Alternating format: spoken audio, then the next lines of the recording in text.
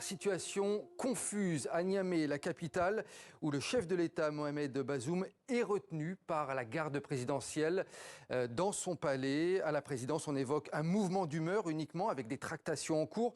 Mais l'Union africaine, elle, parle de tentative de coup d'État qu'elle condamne fermement dans un communiqué.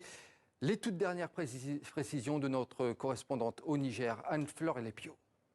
Nous sommes aux abords de la résidence présidentielle où se trouve depuis ce matin le président de la République, Mohamed Bazoum, et son épouse, retenus par des éléments de la garde présidentielle. Mais malgré cela, la vie à Niamey suit son cours dans le calme.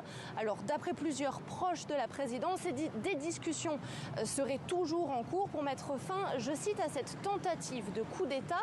Mais pour le moment, aucune information quant à la teneur de ces discussions ne nous est parvenue.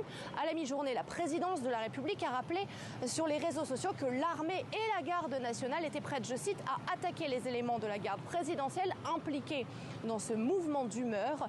Plusieurs véhicules appartenant à la force antiterroriste ont également été appelés en renfort par la présidence à Niamey. Certains ont été postés devant le siège de la télévision nationale pour sécuriser les lieux dans l'attente d'une potentielle allocution télévisée ce soir.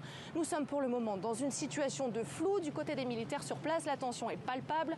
Après avoir tenté de prendre quelques images du dispositif sécuritaire, nos téléphones ont immédiatement été saisis et vidés de leur contenu. Alors d'après plusieurs sources sécuritaires, la garde nationale tenterait en ce moment même de reprendre la présidence aux éléments de la garde présidentielle qui retiennent toujours le président. Alors cette situation ne va pas sans rappeler les deux tentatives de coup d'État en 2021 et 2022 qui avaient conduit à l'arrestation de certains de leurs commanditaires condamnés depuis à des peines de prison.